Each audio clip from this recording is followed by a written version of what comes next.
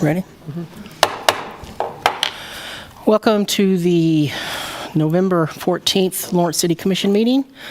We will start off tonight with some instructions. Thank you, Mayor. Good evening, everyone.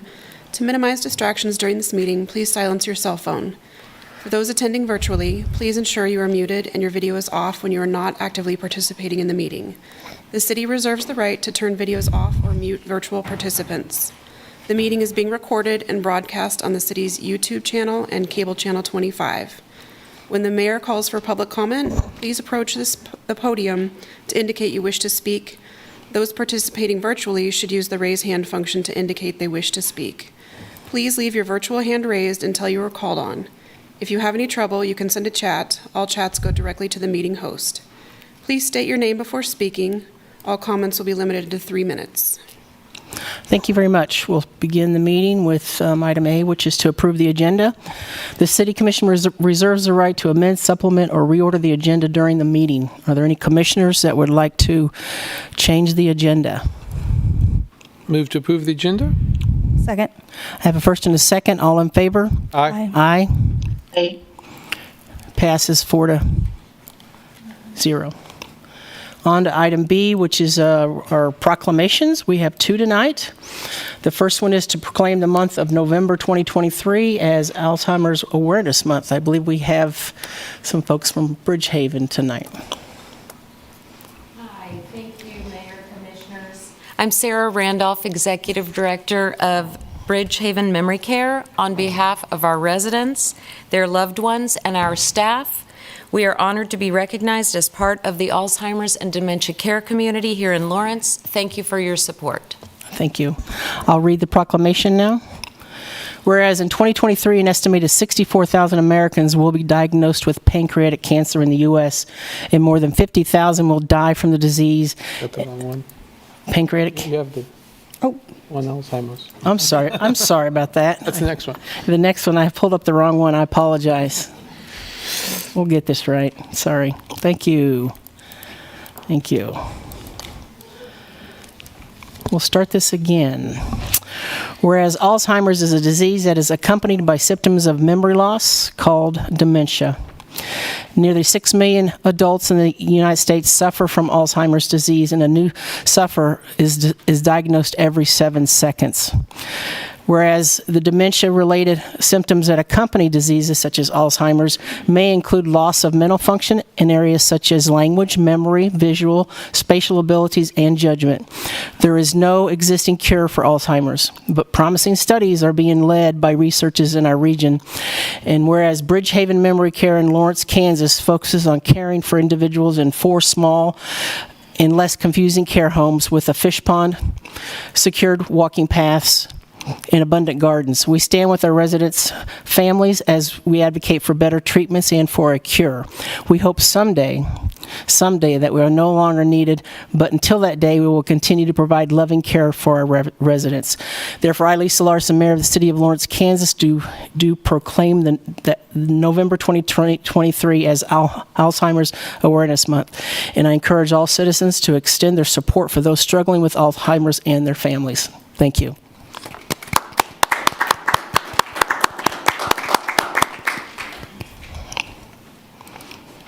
Now we're on to the next one. I apologize again for that. Do we have somebody here to speak on the Pancreatic Cancer Day? Nope. Okay, I'll go ahead and read the proclamation then. Whereas in 2023, an estimated 64,000 Americans will be diagnosed with pancreatic cancer in the U.S., and more than 50,000 will die from the disease. Whereas pancreatic cancer has the highest mortality rate of all major cancers. For all stages combined, the 5-year relative survival rate is only 12%. And whereas it is currently the 3rd leading cause of cancer-related deaths in the United States after lung and colon, and it is expected to become the 2nd by 2030. And whereas symptoms for pancreatic cancer may include weight loss, abdominal discomfort, back pain, development of type 2 diabetes, and some tumors may cause jaundice. And whereas the good health and well-being of the residents of Lawrence, Kansas are enhanced as a direct result of increased awareness about pancreatic cancer and research, as well as early detection, causes, and effective treatments. Therefore, I, Lisa Larson, the Mayor of the City of Lawrence, Kansas, do hereby proclaim November 16th, 2023 as World Pancreatic Cancer Day. Thank you.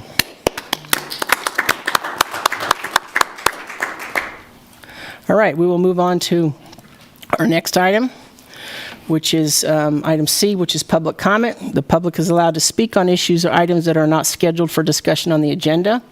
Comments should be limited to issues and items germane to the business of the governing body. The Commission will not discuss or debate these items, nor will the Commission make decisions on items presented during this time. Each person will be limited to 3 minutes for comments. Is there any general public comment? Oh, I know this goes up, but I don't know. Yeah, you got it. Just hold it for a minute. Takes a second. Oh, there it goes.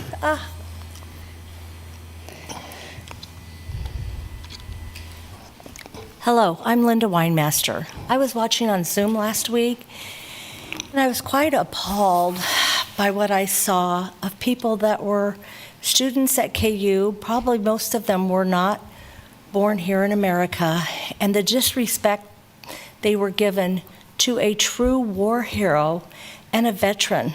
And whether you like Dr. Spies or not, you need to respect him. And these people that come to our country are given that right because of what Justin did when he served our country to protect our rights. And this is wrong. And I don't know if they need to learn. I learned because my dad fought in World War II in the Navy. We learned this as Americans, and it really saddened me to see that going. And I'd just like to remind everybody that serves on the commission, you serve all the people of Lawrence, whether we have the same ideas or not. And the listening needs to begin, and it needs to begin now. The election is over, we're moving forward, but there's so many unhappy people here. And I was out doing Christmas shopping, which I enjoyed doing, and I was frightened today. I was absolutely frightened. I saw people living in their cars, packed with, I've never seen so much stuff in a car. And I thought, this is not right. This is not right that I can't go. And my husband said, well, then don't shop in Lawrence anymore. I said, okay, I won't. So anyway, that's all I have to say. Any other public comment? General public comment?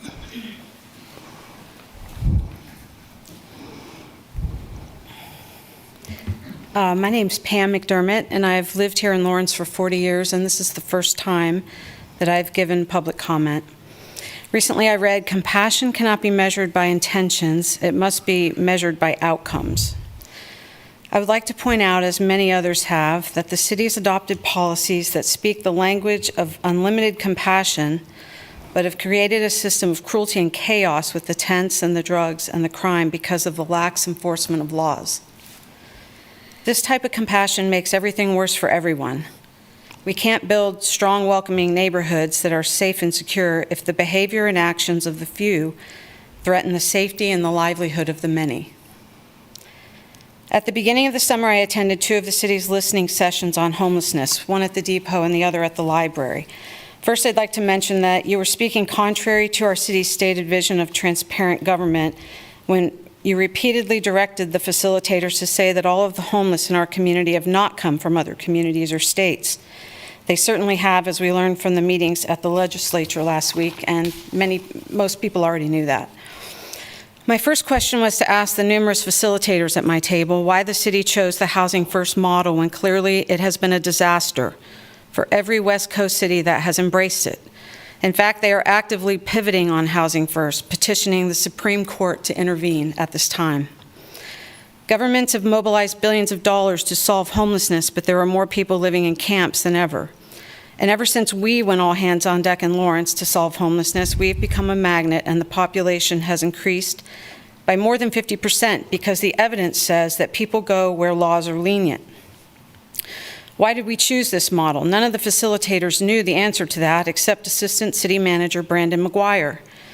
He stated the federal government mandates that we use the Housing First model to have federal money. I felt no reassurance from that statement. We're bringing the homeless industrial complex here and funding it with debt, basically. I would have preferred to hear we chose this because it works. It works for communities and it works for the homeless people. I know you won't answer at this time, but who is responsible for that decision?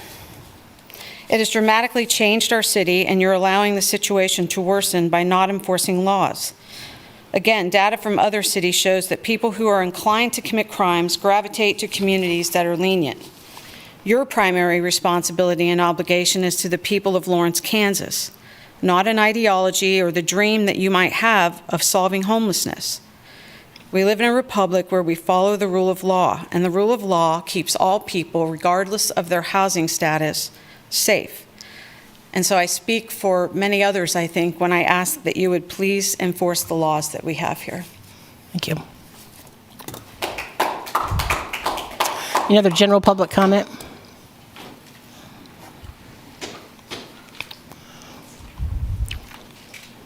Would you like to go before me? Kamai. This means hello in my traditional indigenous language of Yupik. I'm Violet Abitsi Amawak of Lawrence, Kansas. My father was Ralph Jeremy Amawak of Anchorage, Alaska. His father was Ralph Amawak of Tanana, Alaska. And his parents were Takak and Olga Amawak of Unalakleet, Alaska. I stand before you in my Galia today, made by my aunties, as a representative of my ancestors, who survived the genocide of our Yupik peoples by any means necessary. I'm calling upon the spirits of my ancestors and homeland to implore you to do the right thing and set aside your apathy. I was appalled last week to watch you, Lisa, interrupt and ignore the Palestinian folks who came so humbly before you to ask that you use your power to end the violence occurring to their relatives and countrymen. And what were they asking for? A call for ceasefire, a statement of solidarity with the students at large here, signing on to boycott, divest, sanction efforts, as well as simply reading the resolution that the folks at Rally for Palestine drafted.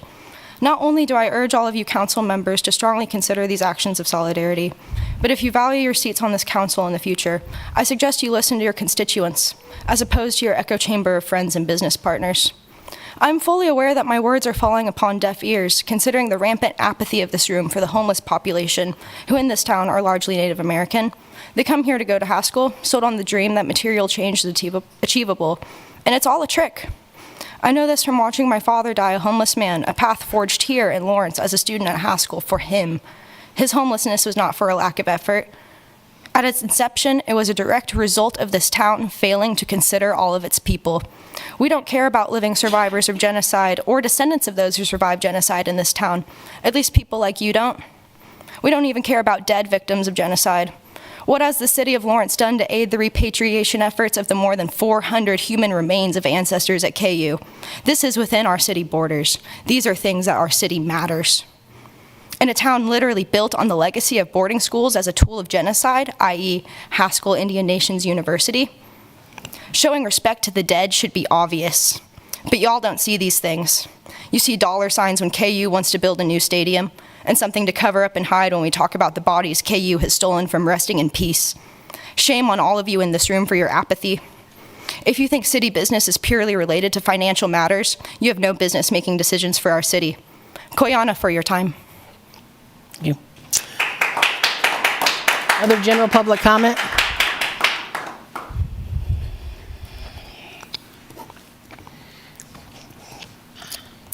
Hi, my name is Sue Herrick. I'm a resident here in Lawrence. And I know I've spoken here before and been fairly adverse with your behavior, your actions, and your decisions. Tonight I want to maybe bring out a point of commonality. I would imagine that you probably hold some of the same people in reverence that I do. I'm going to mention two right off the bat because I was in their presence. Old as I am, I was lucky to have that opportunity. One was Martin Luther King, the other was Bobby Kennedy. There were a lot of others. But from that experience, being in the same room, and in one case, being within 3 or 4 feet of a person of that caliber, my takeaway was, as I go forward in life, will I recognize those traits again?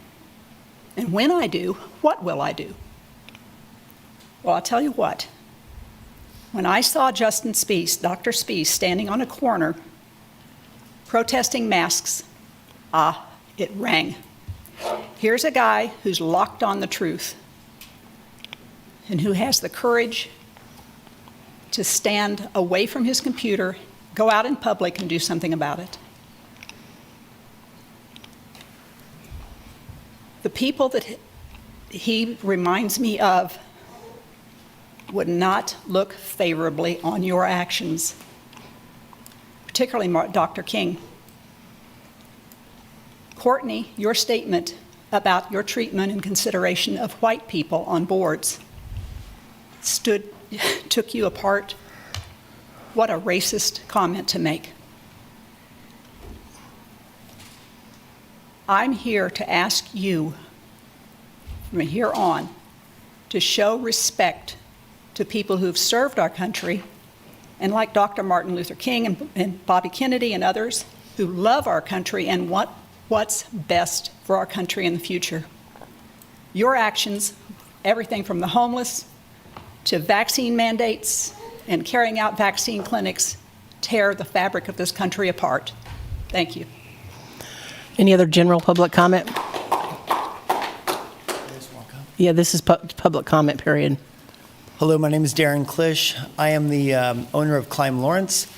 We opened 3 years ago, somewhat as a philanthropy for Lawrence. My mission was to create an opportunity for young people, children, adults, to be able to experience rock climbing in Douglas County.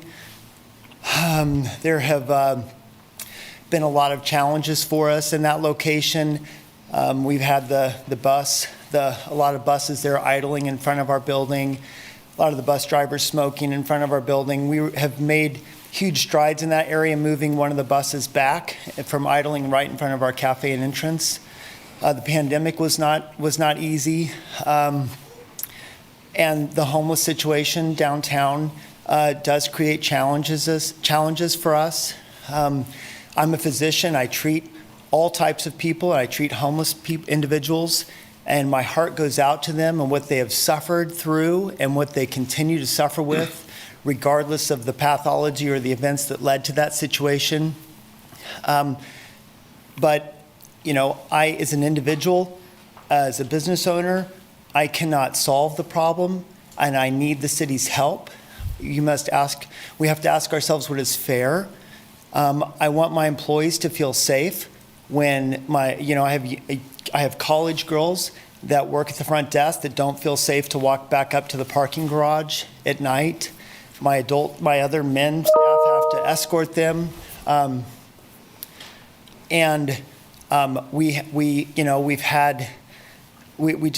We have a lot of issues. We have a lot of loitering, smoking, drinking, intoxication, fighting.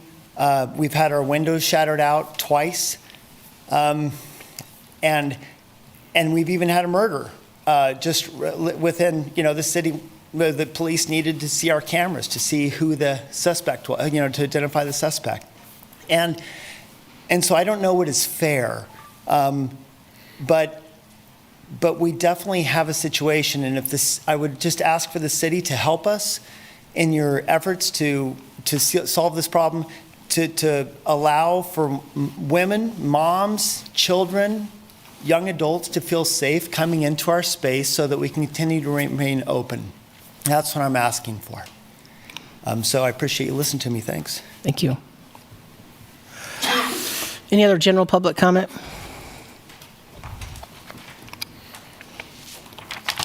Hi, I'm Chris Flowers.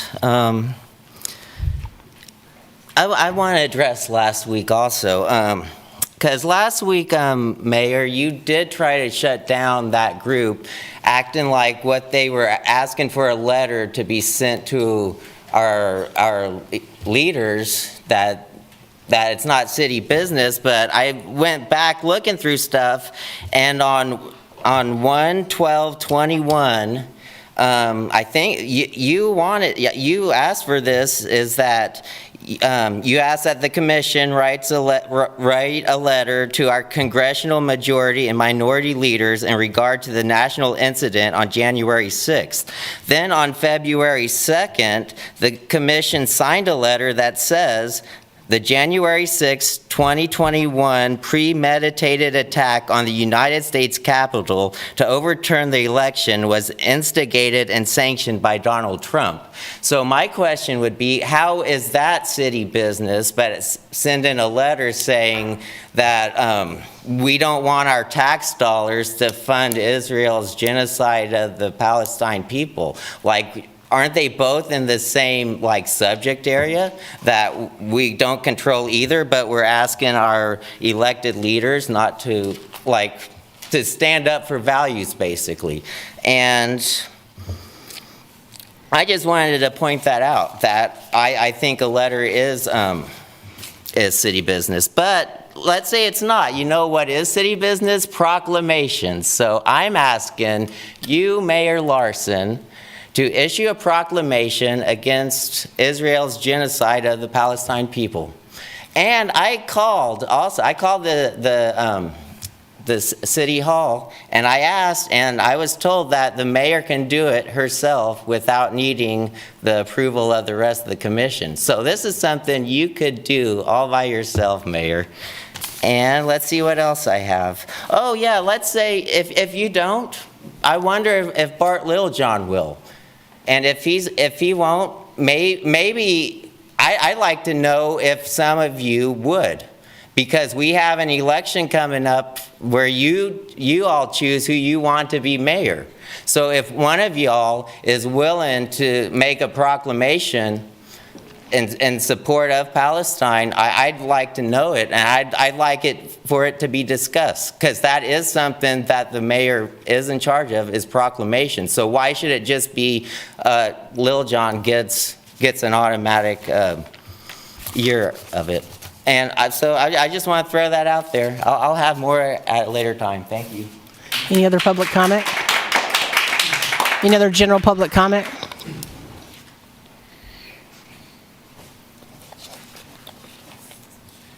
Yeah, there's a lot of weird stuff that happened at that meeting last week.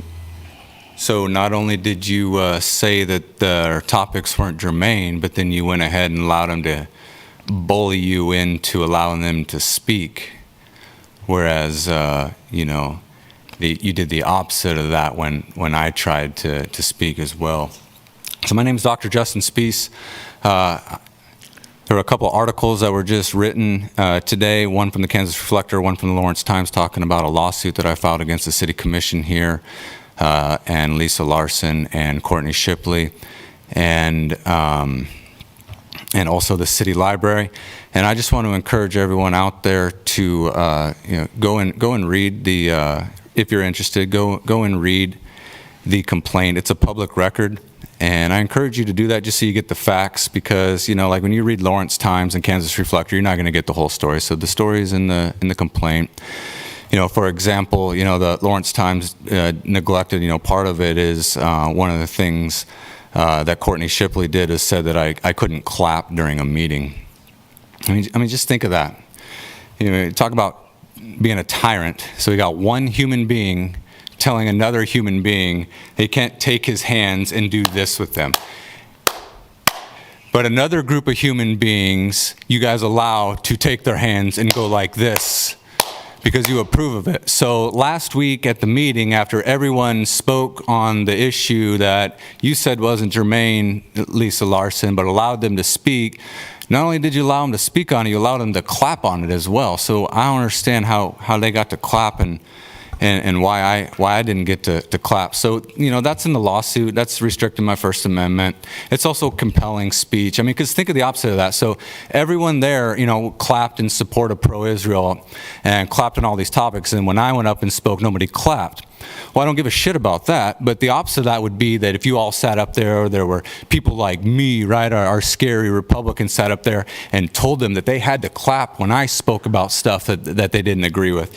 It's the same thing, but it's you know, it's not equally applied. So, and it's, you know, it's just so, I mean, it's so, I think the word is like petty tyranny, you know? It's not a petty issue, but you're just being so petty. I couldn't clap. Are you kidding me? Why?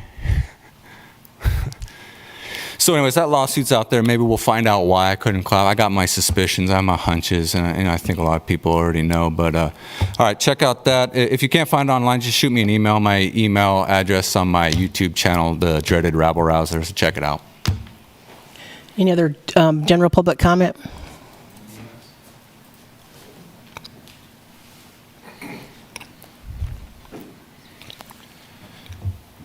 It's really interesting. Last week, when you guys took a break, I told Randy Larkin that every time he lets you do that bullshit, you're getting one step closer to the lawsuit. I said the lawsuit that I was going to file. That may come. I'm really not the one that wants to sue his town, but I'm damn glad that Justin filed on you. And not because I support everything he says and everything he believes in, but because I support the First Amendment and his right to be able to come in here and redress his government. A government that repeatedly lies and shamed with improper facts, improper reasoning. You know, we try to hide from the things that we've done, but it's on the record. And you guys have created a record. It's called a pattern of practice. The police, maybe when they do their safe and secure update here in a little bit, they can talk to you about pattern and practice and how it impacts court and court hearings and jury verdicts and things like that. So Courtney, you're going to be costing us money long after you're out of office because your last meeting is next week. But you're still going to be costing us money.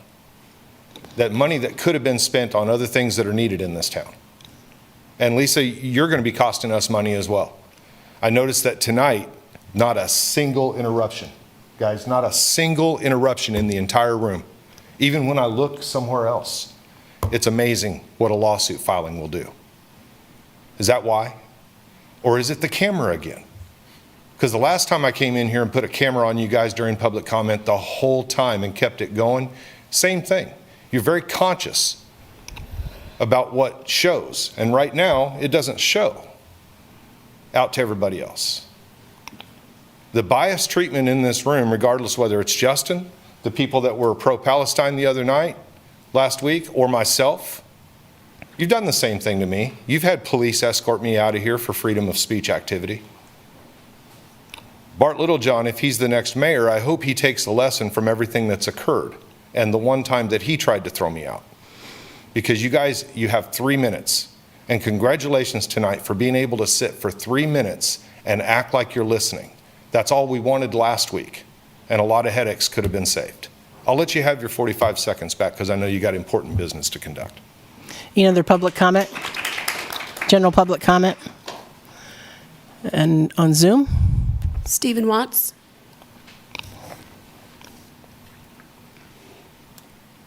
Hi, just a moment, please. Oh, thank you. You know, nah, the police department is not going to be helping the town, Mr. Aravi. And oh man, I mean, isn't it so strange, the good doctor, that it was business as usual as dictated by the town executive team and members of the town commission?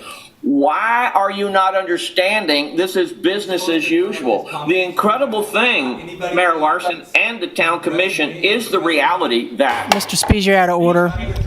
You're out of order. That's your warning. What? Go ahead, Steve. Why am I out of order? No, you're not out of order. Go ahead, Steve. Oh, okay. I'm just saying that isn't it great that these people still come to the town commission seeking redress?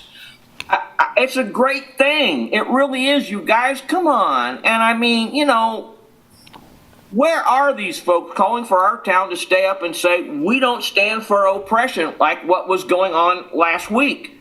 They're trusting you to do something. And Mr. Flowers is still trusting our government, the town commission, to act. You know what? Changing gears now, we had a gaggle of hens appearing before the state legislature from downtown Lawrence, etc., for calling for an attack on Lawrence. Let these business people get their bus tour from the Mass Street Brewery to Boca Raton, Florida for better days. Let them organize it and see what's going on. I understand that the Chamber of Commerce and Downtown Lawrence and Leadership Lawrence have established this luxury bus ride for people who ain't got nowhere to be. And they're going to send them somewhere else. That's what they want to do. Let's call buses to get these people out of our town, Mayor. I mean, the town commission through the mayor have suggested that we need to enforce the law. Let's get them out of our town. That's what we need to do. Now, let's speak about the Police Review Board and the reality that it hasn't met for months. And this body has been wholly negated, and the Police Work Study Group, which I understand is at a point of impasse because the police want our town to empower it to do whatever it wants to do, and members of the Police Work Study Group are saying, that's not what we were talking about. Come on, this is months later. Why don't you guys just say, we're going to do what we want to do? That's all I have right now. Thank you. Any other public comment on Zoom? No, Mayor. All right, we'll bring it back to the commission. We will move on to item D, which is the consent agenda. Items on the consent agenda are considered under one motion and approved by one motion. Members of the governing body may remove items for separate discussion if desired. Members of the public may remove items identified as quasi-judicial for separate discussion if desired. Members of the public will be limited to 3 minutes for comments. Are there any commissioners that would like to have an item removed from the consent agenda? Commissioner Sellers? No? All right, then we will ask for a motion. We don't have any quasi-judicial items. Move to approve the consent agenda? Second. Have a first and a second. All in favor? Aye. Aye. Commissioner Sellers? Commissioner Sellers? I think she's frozen. Frozen.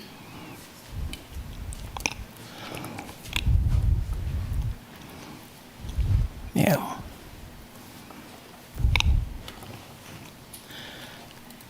Mr. Frozen. We have 3 votes. Yeah, we do. Yeah, I was hoping she'd come back on.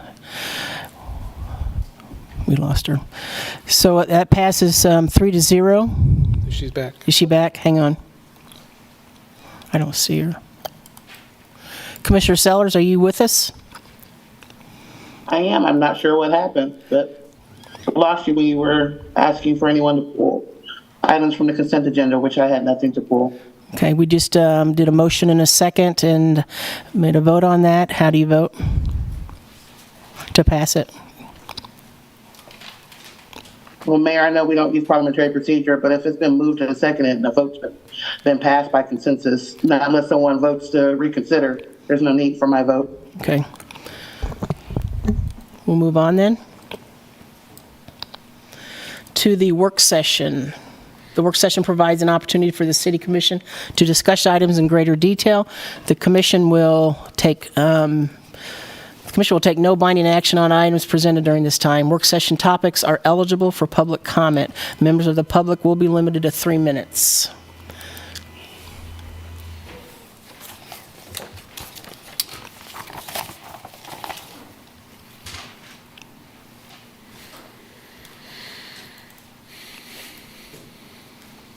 All right, we ready, Kurt?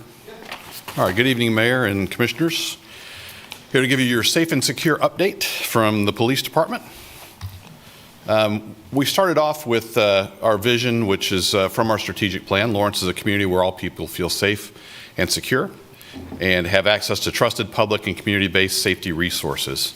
Our mission now is to incorporate what we're doing as a police department with that strategic vision from our plan. And so I'll be introducing to you what we're calling purpose-driven policing. We started looking at our patrol function, and one of the things that we realized, we find ourselves in a position like any other police department in the country, and that is short-staffed. The short staffing creates a situation where we have to prioritize our work.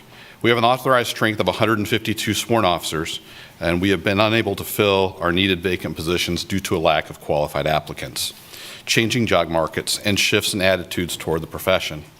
On a recent day, the department had 138 sworn officers on staff. Of this number, there were 8 members unavailable for work due to injury or on some form of leave. With 3 more officers anticipated to also go on leave and 1 anticipated resignation, the actual number of officers available was 126. This is a level that doesn't permit delivering the level of service the community expects, and the department needs to fulfill its mission. With this as a starting point, we created 3 concentric circles to analyze or to prioritize what our work is. Before I get to that, though, we wanted to give our officers a little bit more direction on what they should be doing. One of the things that we have in in the station is a TV monitor that has the held calls on it. So as those come in, it's sort of one of our cultural values, one of the things we see as important, that we clear that board. And so what we talked about was how important is clearing the board, and does clearing the board affect our KPIs? The other thing that we had to look at was we didn't have a really good way to measure officer workload. One of the things that a lot of departments use is committed time. So how much time are you committed to calls for service? How much time are you committed to administrative time? And how much time are you committed to self-initiated activity? So we're going to be working on developing a way to measure committed time. What we decided was we wanted officers to focus on emergency calls and provide a delayed response for others. And that's where we came up with these concentric circles. So we've created this vision where we want officers to focus on emergency calls as a priority. That's priority 1, 2, and 3 calls. The other thing we want them to do is focus on problem solving and to focus on building relationships. Lower priority calls, so think of things like a call that maybe a car break-in or something like that where a suspect's gone, will receive a delayed response.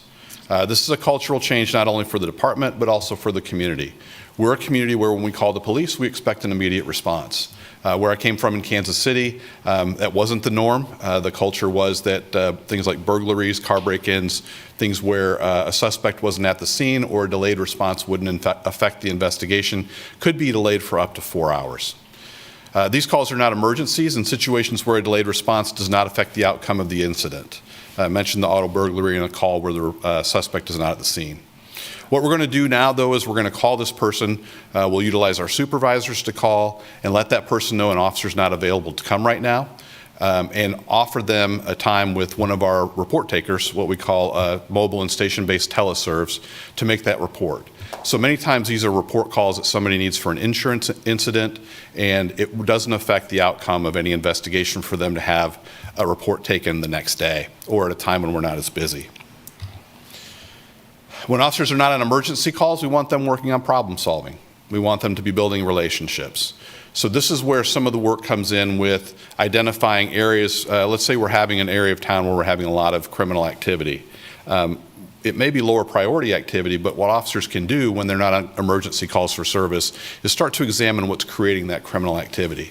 There are really 3 things that contribute to criminal activity. 1 is the environment, 2 are people who are the opportunities for the bad guys, and then the 3rd is the bad guy. Working on environmental issues can help resolve some of those problems, and so that's some of the things that we'll have them working on. The other thing, too, is relationship building. So what we want them to do is to... Excuse me, sir, Michael, we're having a hard time hearing with you talking. Sorry, ma'am. I'm trying to point out to the officers they have an unmarked vehicle just sitting out in the parking lot running during the meeting. Okay. So whichever officer is driving that vehicle, you might want to go shut it off. 2 hours is a little crazy. Go ahead. I'll go out and wait for whoever it is.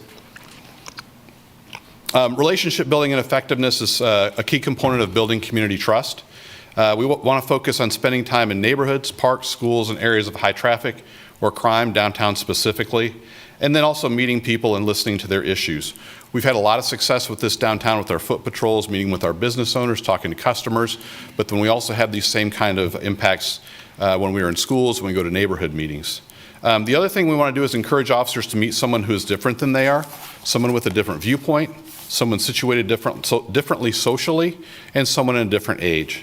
Those kinds of things will help us build our trust in the community. Next, we started looking at investigations. So detectives are kind of suffering the same fate as the patrol officers. We've tried to not fill vacancies in investigations so that we could have more officers on the street. So we're wanting to prioritize their work as well. So the concentric circles in investigations are very similar. What we're going to focus on is person felony investigations, but we also want them to focus on problem solving and building relationships. One of the things we're going to do is we're going to prioritize our cases to focus our scarce resources on the most severe and solvable crimes.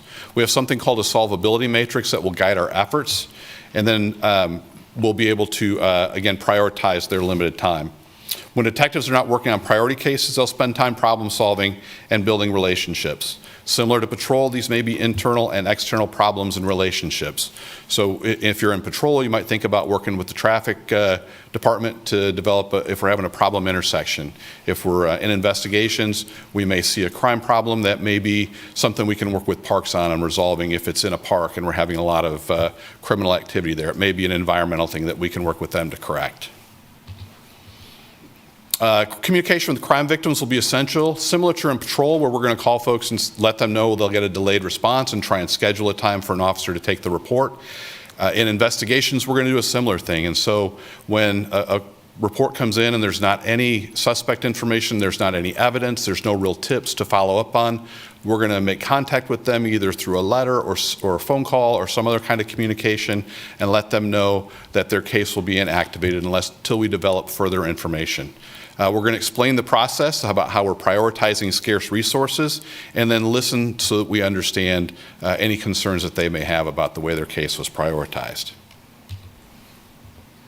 Future thinking, so we're trying to get to that full staffing number, and I'm happy to report I had a report from our recruiting team that we have a January academy class getting ready to start. We have 11 people that are going to be in that class. It will take us to 148 unless we lose people between now and when they graduate in May. So fingers crossed, we're looking pretty good there.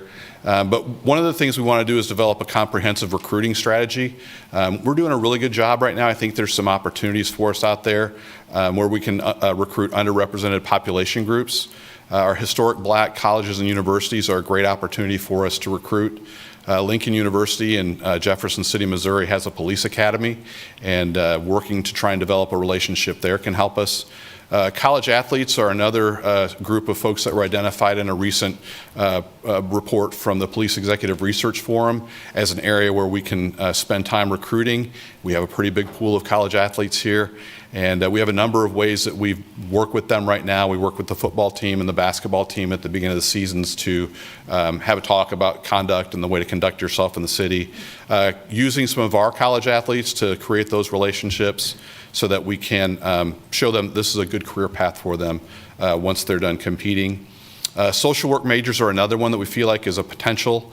Again, social workers are equipped with the skill set to be effective police officers, and I think if we can develop those relationships with the school and show them this is another career path for them. And then lastly, our military veterans. There's a lot of military police. There are programs in the military where they can come to work for us for 6 months before they're going to separate, and the military pays their salary for that entire time. So it costs us nothing to put them through the academy, and then we have a fully trained person when they separate from the military. The next thing we want to think about is staffing to a level that provides the resources to respond to community needs. Increasing our authorized strength to 160 officers we think would be something that we want to think about in the future. We are at our lowest staffing level than we've been in recent years, and our workload continues to go up. As you all know, there are a lot of community demands for increased presence downtown, for neighborhood resource officers. A lot of you remember those, and then other programs that we want to think of. We added a domestic violence officer to our victim advocate, and we're already starting to see some positive results from that. So I think if we start talking about ways we can impact our KPIs, and I listed some of those there that these future plans would affect, I think we'll see some really positive results from that as well. The other future thinking part is we want to improve our data collection. We're working on developing a way to measure committed time so that we know how much time our officers are spending on calls for service. We know when the calls are coming in. We know that calls start to go up about 1 o'clock in the afternoon, and they start to go down around midnight, 1 o'clock in the morning. So we've really adjusted our staffing to have a peak staffing during that time. But one of the things we want to do is find out what types of calls our officers are spending time on. We all hear about how busy we are, but we want to find out, what are we busy doing? And are we busy doing the important things that we want them to spend time on? And then the other thing we want to think about are improvements around the KPIs and how our work is impacting them. That is all I have for you. Do you have any questions for me? Any questions for the chief? I might.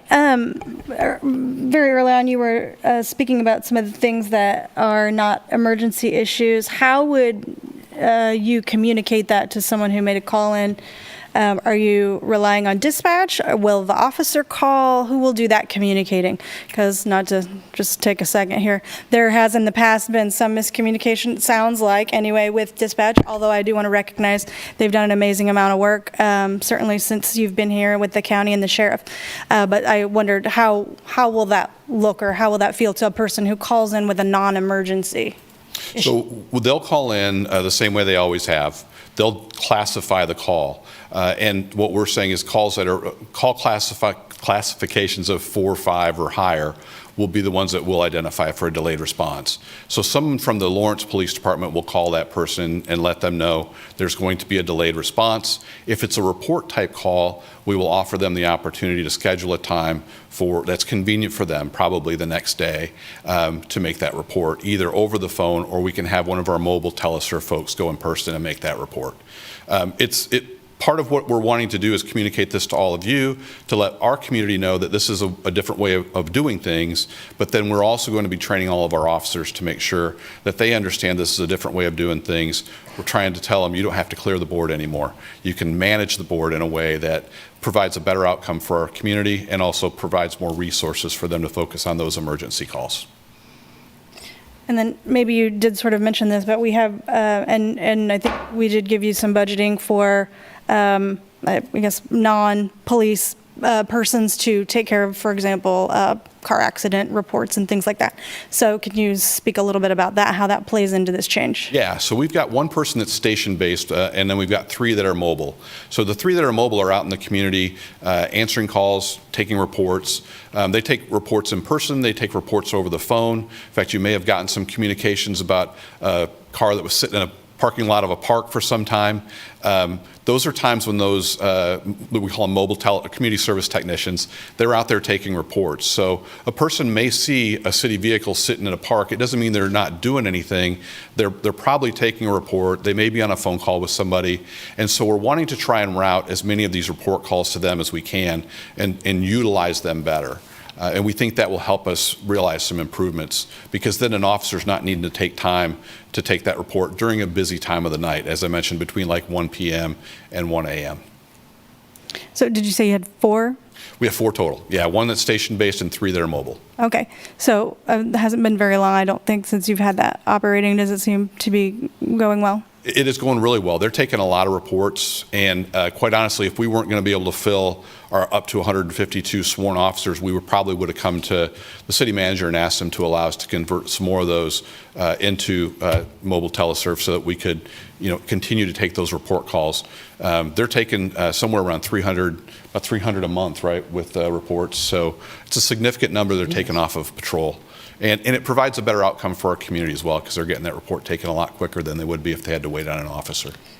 How long do you think you would wait to reevaluate that data and determine if you need to ask for more of that versus other kinds of expertise? So I think one of the things we're talking about is trying to develop some reliable data. We don't have real reliable data yet as far as our committed time, and I really want to get that in place.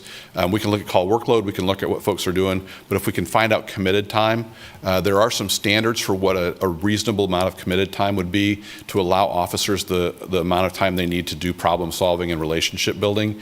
So once we can identify what that number is, then we'll be able to make a better decision about deployments. Just what we have so far with the community service technicians, we're noticing a significant difference. But the other thing, which is sort of the X factor that we haven't put into the equation yet, is our alternatives to 911 response. So I just got back from some training in Boston last week, and we're really excited about some of the work that that's going to do. Because we think we're going to be able to defer a lot more calls away from the police and into our mental health response teams. So that's going to free up officers for some more time. So with those two things going on, we may end up realizing some pretty big improvements in delivery of service. Thank you, Chief. You're welcome. Any other questions? Yeah, Chief, you maybe start to answer it. How do you define committed time? I mean, as opposed to building relationship, problem solving, paperwork, what's committed time? Committed time is when you're committed to an activity and you're not available for a call for service. So if you're committed to a disturbance call, that's a call for service. If you're out on a traffic stop, that's usually considered a self-initiated activity. If you're out on doing some problem solving or community policing, that would be a committed time to that. So what you want to do is look at where are we spending our time, our committed time, and then there's also going to be time when they're not on anything, so they're just on routine patrol, and that doesn't count in committed time. Does that make sense? Yeah, I guess I'm trying to... Think of it as a billable hour. Yeah, I know, I was thinking billable hours. Committed time and billable hour would be the same thing. Yeah. But so are we going to, I mean, under the purpose-driven policy where we're asking them to go build relationships, that might have not been committed time before, but now we're asking them to commit time to that? Is that true? We are. And so what we're saying is, and we want you to capture it. So, when you're out on foot patrol, you're building relationships, you're doing an activity. So we want to be able to count that as committed time to a why, a purpose. And a lot of times when you're not on a call for service, you have that free time, so to speak. We want them to have a purpose in mind for what they're going to be doing. So not just randomly doing something, not just like randomly stopping a car, but stopping a car with a purpose. So we're having maybe we've got an intersection in town where there's a lot of crashes. So that would be a purpose. That would be a why for why the police are there. Or maybe we're having a lot of car break-ins in the Walmart parking lot. That's the why of why the police are there. Or maybe it's an area where we've had some recent criminal activity and we're wanting to gather some intelligence about who may have been committing the criminal activity. That's the why of why we're there. And so purpose-driven is allowing the officer the opportunity to say, I'm not busy, I'm not on a call, I'm not on anything right now. What's my purpose? My purpose should be toward problem solving and building relationships. And that's what we want them to do. We don't want them just out there doing nothing or aimlessly driving around or just doing something that won't contribute to building relationships or problem solving if they're not on an emergency call. No questions? Commissioner Sellers? Yes, did you have more? Commissioner Sellers? Yes, thank you, Mayor. Chief, I just had a couple of questions. When you brought up in regards to the number of staff we have and some of the staff shortages, you had discussed the lack of qualified candidates. Could you take a little bit of a deeper dive into that and share with me, like, what is it that does not make individuals who are applying qualified? And are you seeing a shift? Is there a discussion of the shift in what makes a candidate qualified, not necessarily making the standards lower, but shifting backgrounds of where individuals come from as far as what would make them a qualified candidate for police academy? Yeah, it's a good question. A lot of times what we're seeing are officers that may be running from another department. So they've had performance issues and they've been let go or they've resigned. That's one that we definitely see a lot of. The other thing are just, there's some really odd folks out there. And we've had some really strange stories shared with our polygraph examiners, and we're like, we just avoided a big headache. But then the other thing too is understanding, there's a psychological background that they go through, and if they're not psychologically fit, we can't hire them either. So those are some of the struggles. And then the other part of it too is competition for applicants. So we have a lot of times where we've got a good applicant and they'll get offered a job by another agency and not be available to us. So we've actually started hiring some folks. We've got one right now we hired before the academy started because he was being heavily recruited by another agency. So we're able to bring him in a little bit early and start his training early, even though he'll still start with the academy class in January, so that he's getting paid and he's not going to work for another agency. So we've had to adjust some of that. We think that now with the new pay plan, we're positioned well to be a lot more competitive than we were. So I think we'll get some more of those quality applicants. But you know, that's the struggle. It's not our standards are too high. It's that a lot of these folks are just coming to us with a lot of interesting issues. Drug use is another one that pops up quite a bit, and it's just, you know, it's just part of our society now. Any more questions? Okay, thank you very much. Thank you all for your time. This is a public comment item, so we will open it up to public comment.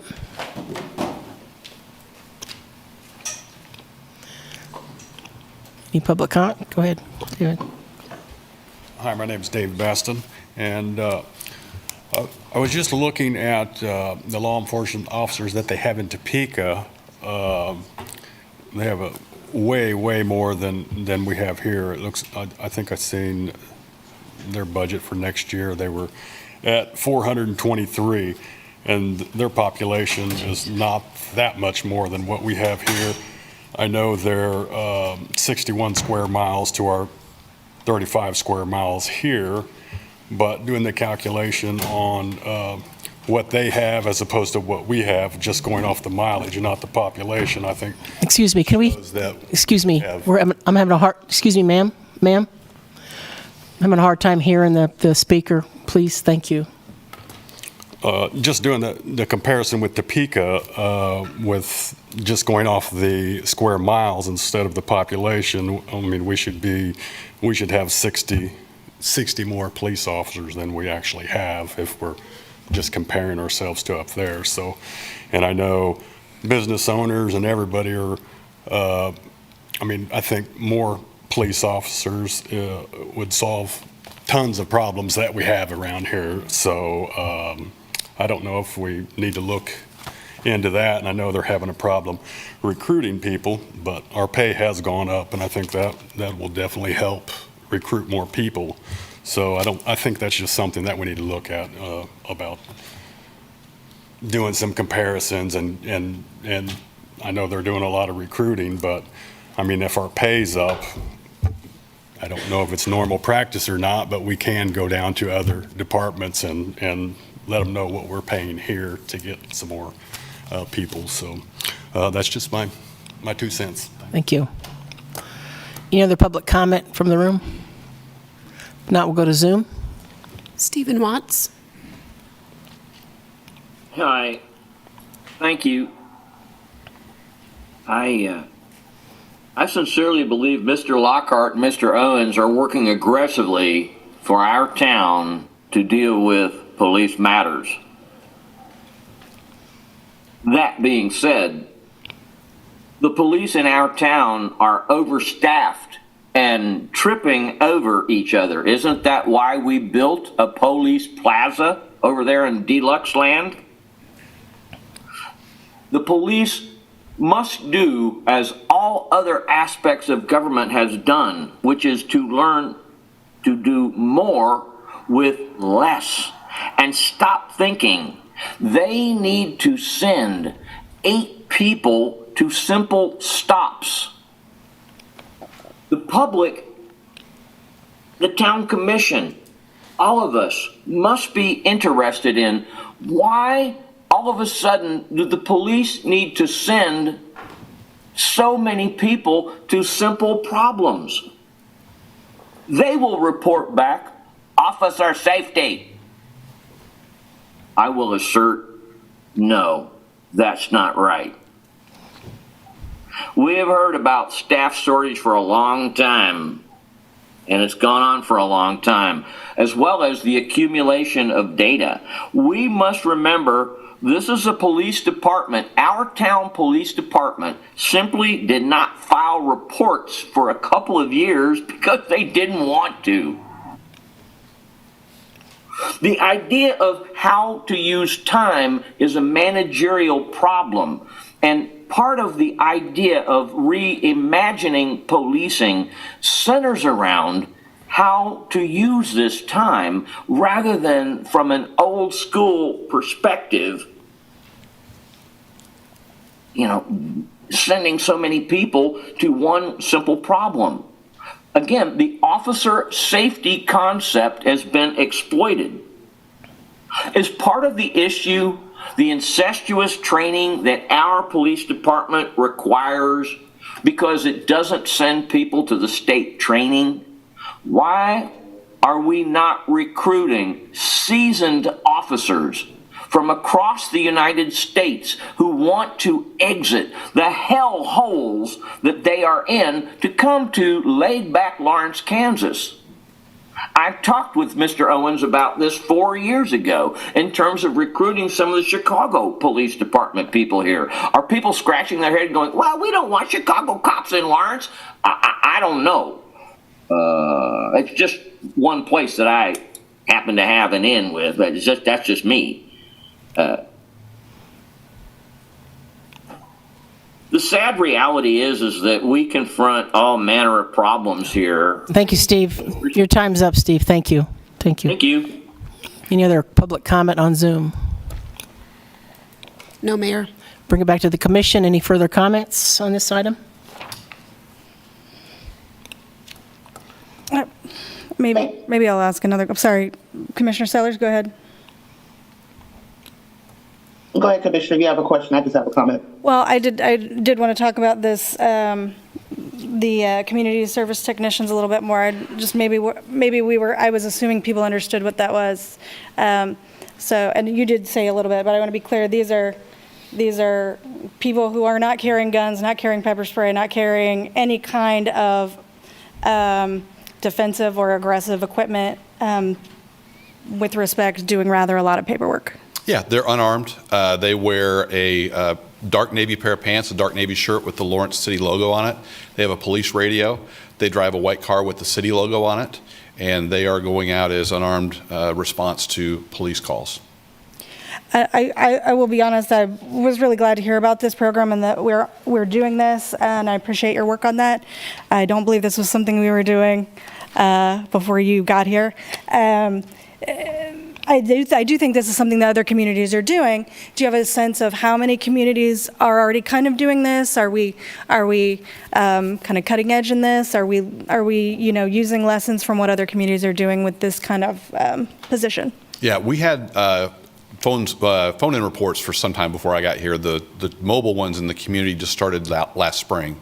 It is something that a lot of communities are doing. I feel like we are still cutting edge in that we've got 3 out there doing this full time. But it is really important work, and I think it's something that we will be able to share our lessons with other communities who are looking to hear what we're doing and how it's working for us. And we're also working on expanding their roles. They're really busy right now, so we don't want to give them too much. Accidents are the next kind of big thing we want to elevate them to, but they're so busy with the reports they're taking now, we just don't feel like there's enough there for that to add that extra workload to them. I'm not an insurance adjuster, but my recollection from living here for over 30 years is there's rather a lot of accidents here, fender benders with young people who have only been driving maybe 5 or 6 years. And I personally imagine, and especially living here, that's a huge volume of calls that. Yeah, and I know in Warrensburg, if you look at it when the school's out, the accidents go down significantly, and I'm sure it's the same trend here. There's just fewer drivers on your streets, and so it makes a big difference. Mm-hmm. And I hate to ask a nitty-gritty question, but since these are not uniformed armed officers, I take it to understand that they are not paid to the same degree, or they're in a different group. So can you talk a little about that, or should someone else speak on that? No, they're paid lower than the police are. Their training is much shorter. But what we found is that the level of interest for the positions was really high. So we had a large number of applicants to choose when we chose these 3, and the 3 we have are really good quality folks. So the pay is right for the job. We had a lot of good folks to choose from. The training was about 3 weeks, so that we're able to get them deployed very quickly. And I think it's something that really holds a lot of promise for us as we look to try and improve some of these areas of service. Thank you very much. Any other comments or questions? Commissioner Sellers? Yes, thank you, Mayor. Just a few comments to share. I want to thank the chief for doing this presentation. just on the purpose-driven piece, there are a couple of parts that resonated with me that I appreciate coming to light. Hopefully we can build upon those and find out, create some strategies to make sure that we can bring these on board.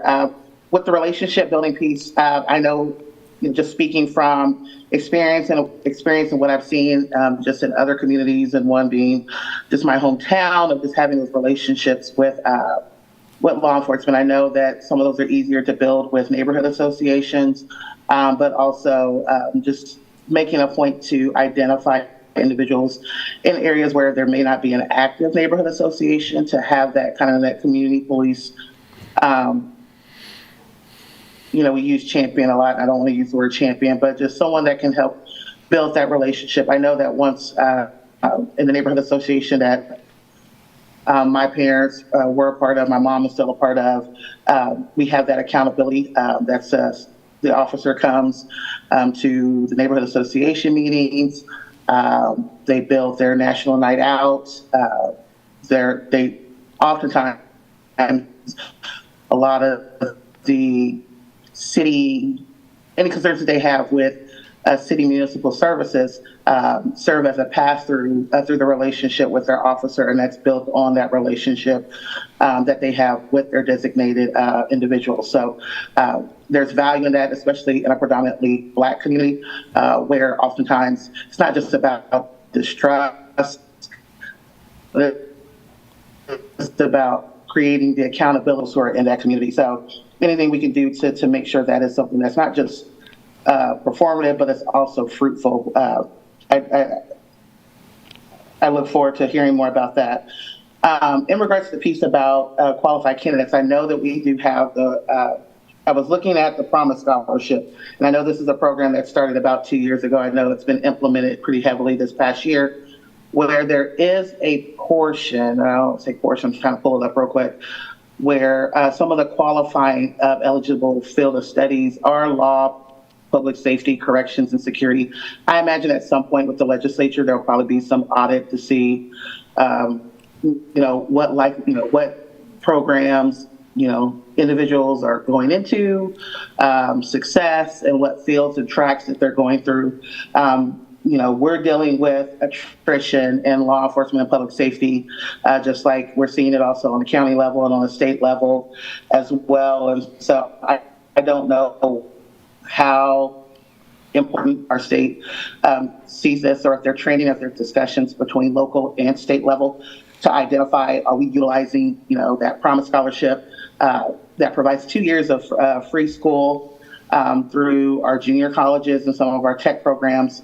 Peasley's not part of that. Washburn Tech is, in order to build that pathway for individuals to build an interest in becoming public safety officers in law enforcement. So, something that builds upon that. Additionally to that, which I know is out of your control, Chief, but again, we're all advocates and lobbyists for our own best goods, and that whether or not there's an opportunity for loan forgiveness. I know there are other municipalities across the country. There's also states that have included law enforcement officers in their loan forgiveness programs as an incentive to keep individuals within the communities, and also to help them with their continuing education.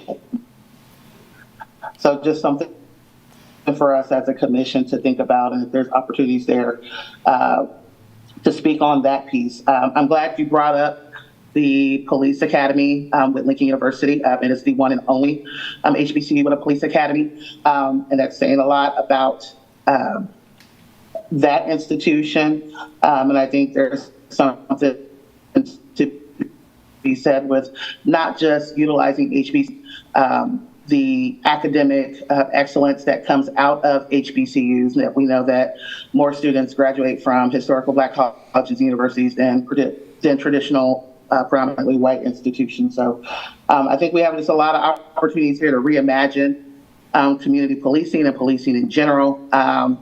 It's not perfect. I think, juxtapose that against some of the things that we're seeing in other aspects of our policing, with our CPRB and our work group. We do have a lot of work to go with this, but I see a lot of this as being promising, and that I look forward to seeing how we grow and continue to build out some of these strategies that we're using to reimagine and redefine what public safety looks like in our community. So thank you, Chief, for that.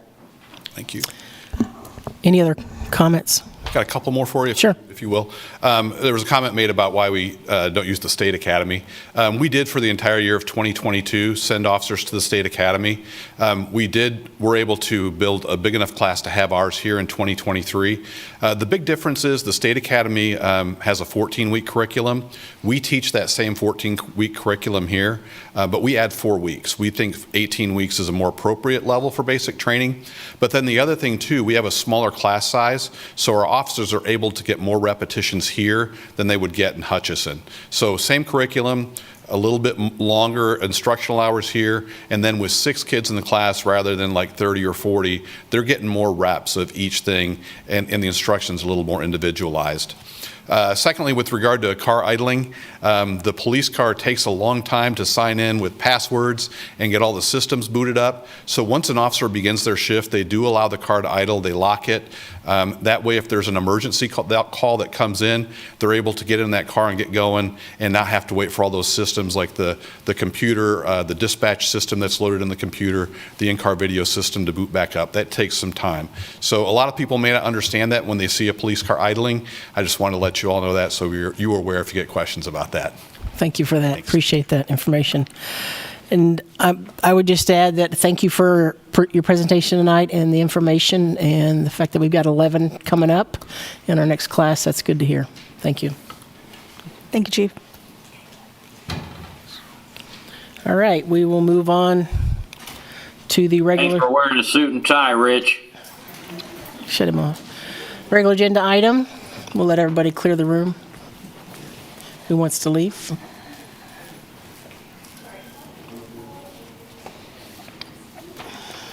Okay, item number 1, continue the public hearing on the establishment of a NRA and a CID for the Turn Hall Building project at the January 16th, 2024 City Commission meeting once final third-party analysis has been completed.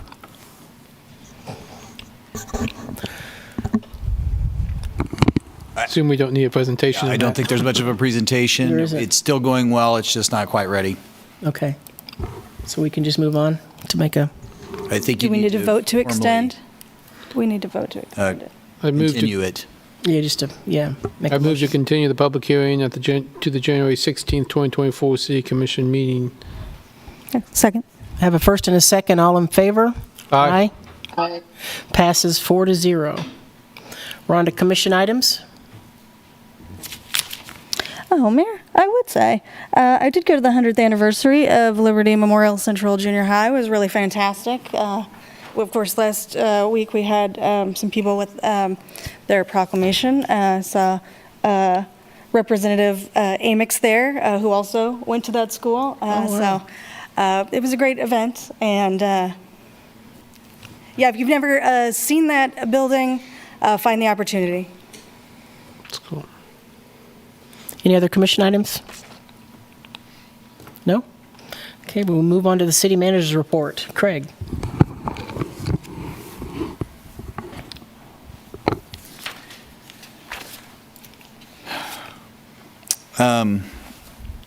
Just an update on the enterprise planning and licensing system. We did a press release that it went live, and it's a long anticipated piece of our huge investment in technology and upgrades and modernization. The rest are just our usual ex parte information for upcoming agenda items and future agendas. Any questions for Craig on this? If not, we'll open it up. This is a public comment item. Open up for public comment on this, on anything on the city manager's report. Yes. Didn't plan on saying anything about that. Is that the computer system that we're putting together to access, or that you were speaking of? I'm sorry. I know I had mentioned before they were going to do a bunch of all of our storage on the cloud, and I had mentioned before about I personally didn't think that was a good idea, and the IT guy came online and said that it's a government site and blah, blah, blah, it's all good. But if you look at what just happened to the court systems here in the last month, and they still haven't recovered the data, same deal there. So again, I would recommend that we do just have some backup that we store. Thank you. Thank you. Any other public comment on any item on the city manager's report? Any on Zoom? Stephen Watts.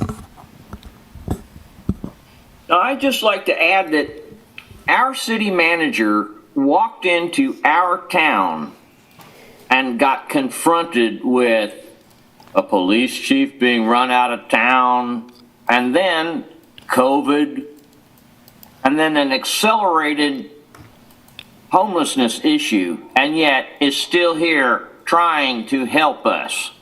I may not agree with many of the efforts coming out of that manner, coming out of his administration, but I do appreciate that this public servant is doing the best he can with what he has.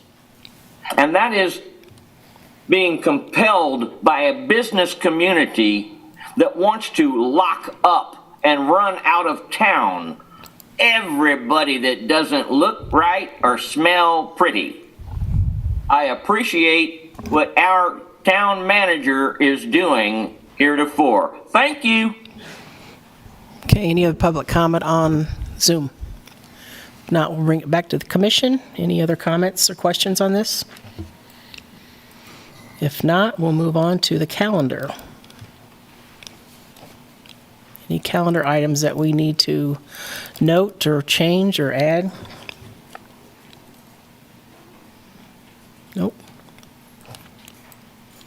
Okay. Quick question. Oh, never mind, sorry. I was going to Is say it the on planning there? commission retreat is on the 8th, not the 1st. I misread that. It's on the 8th, okay. Never Yes, mind, thanks. December, yep. Okay. If nothing else, we can move on to our last item. Move to adjourn. Second. Got a first and a second. All in favor? Aye. Aye. Aye. Passes 4-0. We're adjourned. Thanks. Have a good evening, everyone. Thanks.